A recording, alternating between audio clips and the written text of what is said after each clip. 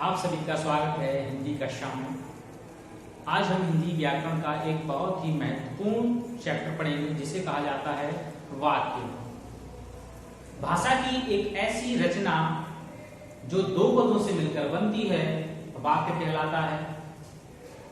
वाक्य दो पदों से मिलकर बनता है। पहला होता है उद्देश्य और दूसरा होता है हमारा विधेय। उद्देश्य के अंतर्गत कर्ता आता है और विधेय के अंतर्गत या तो क्रिया आ सकती है या कर्म आ सकता है।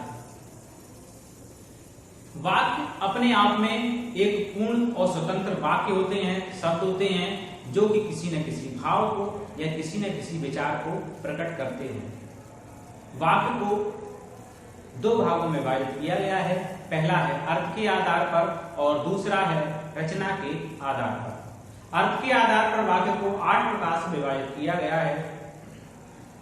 पहला है हमारा विधानवाचक। विधानवाचक वाक्यों में साधारण वाक्य आते हैं जैसे अजय गाता है। ये एक साधारण वाक्य है जिसमें आपको एक उद्देश्य यानी एक कर्ता मिलेगा और एक क्रिया प्राप्त होगी।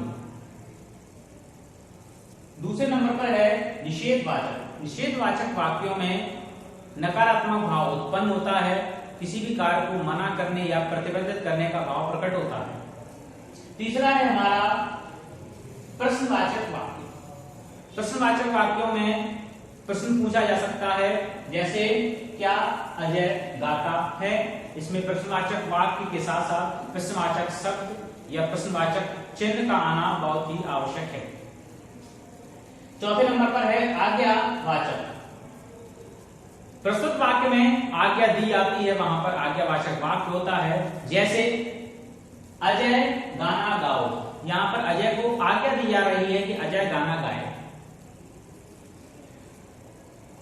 नंबर 5 पर है इच्छावाचक। इसमें इच्छा या भावनाओं को प्रकट किया जाता है। उदाहरण के लिए अजय गाना गाया करो, यानी यहां पर इच्छा प्रकट की जा रही है कि अजय गाना गाए।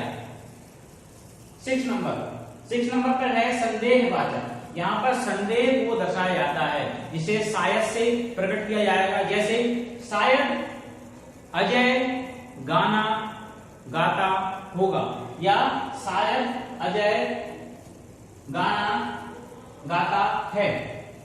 ये संदेहवाचक है। नेक्स्ट है 6 नंबर संकेतवाचक। यहां पर संकेत दिया जाता है भविष्य के लिए। यदि अजय गाना गाए तो वह महान बन जाए। यहां पर उसे संकेत दिया जा रहा है कि यदि अगर वो गाना प्रारंभ करेगा तो वह महान बन जाएगा। नंबर 8 विस्मयादि बोधक। विस्मयादि बोधक में अत्यधिक खुशी या अत्यधिक दुख को प्रकट किया जाता है। अरे अजय गाना गाता है। यह एक विस्मयादि बोधक वाक्य है जिसमें विस्मयादक चिन्ह लगाना बहुत ही आवश्यक है। अब आता है रचना के आधार पर। रचना के आधार पर 3 प्रकार के वाक्य होते हैं। पहला आता है हमारा साधारण वाक्य। इसमें साधारण सी क्रिया होती है, कर्ता होगा, एक कर्म होगा और एक क्रिया होगी। जैसे अजय गीत गाता है, ये एक साधारण वाक्य है। दूसरा है संयुक्त वाक्य। संयुक्त वाक्य के अंतर्गत एक आपका वाक्य होगा, उसके साथ एक दूसरा वाक्य होगा और जो योजक शब्द से जुड़े होंगे। जैसे राधा नाचती है और अजय गीत गाता है, यानी ये दोनों वाक्य आपस में योजक शब्द से जुड़े हुए हैं। तीसरा आता है मिश्रित वाक्य। मिश्रित वाक्य में आपको एक मुख्य वाक्य प्राप्त होगा और मुख्य वाक्य के साथ साथ एक उसी पर आश्रित या एक उपवाक्य भी प्राप्त होगा। जैसे उदाहरण देखते हैं, राधा देखती है कि अजय गाता है। यहां पर एक मुख्य वाक्य है, राधा देखती है, और आश्रित वाक्य क्या है, अजय गाता है। धन्यवाद।